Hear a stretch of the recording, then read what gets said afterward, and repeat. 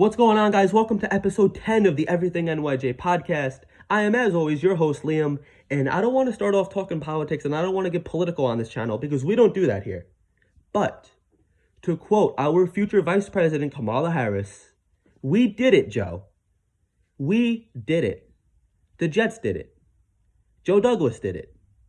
We hired our next head coach, the defensive coordinator of the San Francisco 49ers, Robert Saleh.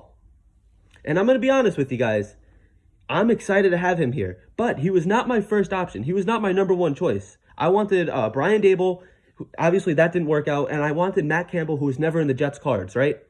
That does not mean I'm upset about this hire. I am really excited about this. He's a first-time head coach. He has a lot to prove. You know, the Jets have a pissed-off fan base, and he's going to have a lot of pressure on him, and I think that he can handle this pressure. I don't know much about him, so I've been doing my research. I've been doing my due diligence on him, and the more I read about him, the more I learn about him, the more I like him, the more I like the hire, the more excited I get.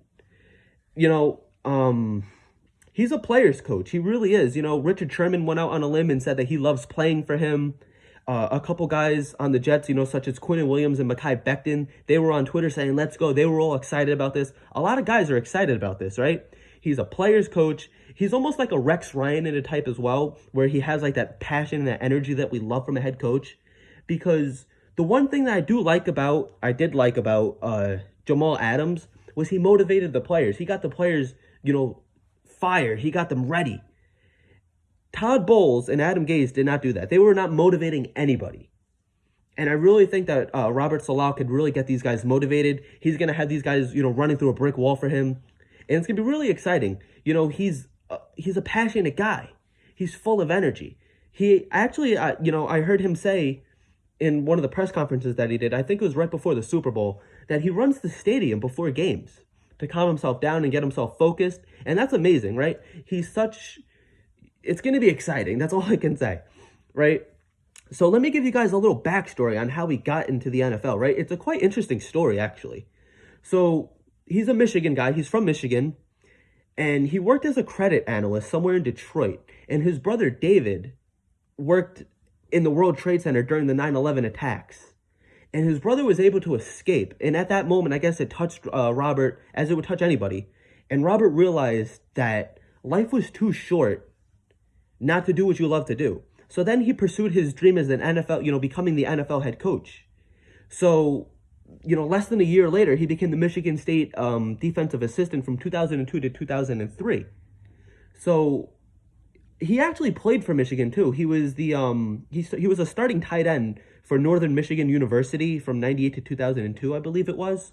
So he has a little bit of offensive, like, you know, he does have an offensive background, which we do love here. And, you know, 2004, he was a defensive assistant at Central Michigan. 2005, he was the defensive assistant at Georgia. And then later in 2005, he got his first crack at the NFL with the Houston Texans. He stayed with the Texans all the way through 2010, where he also became a defensive quality control coach and assistant linebackers coach. So after that, he went to the Seahawks, where he became the defensive quality coach, and that was from 2011 to 2013. Those are the Legion of Boom years that, you know, obviously they won the Super Bowl. He beat Peyton Manning and the Denver Broncos 40-3 or 43-8, something like that. Yeah, 43-8, that's what it was. And ironically, that was at MetLife Stadium. So maybe some of that good luck can be transferred over, you know, now that he's the head coach. We can have some luck at MetLife, and we can start getting some more wins, because that's really what we need. In 2014, he became the defensive quality control coach for the Jacksonville Jaguars.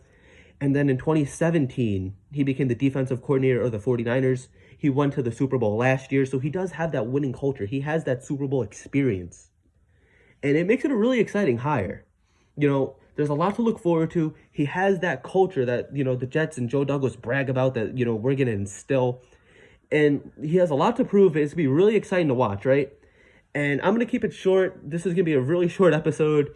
If you guys have any questions, you know, that you want to use for the podcast, all you have to do is tweet them to me at EverythingNYJ on Twitter. Go follow me there if you don't already. I'll make sure to follow you back.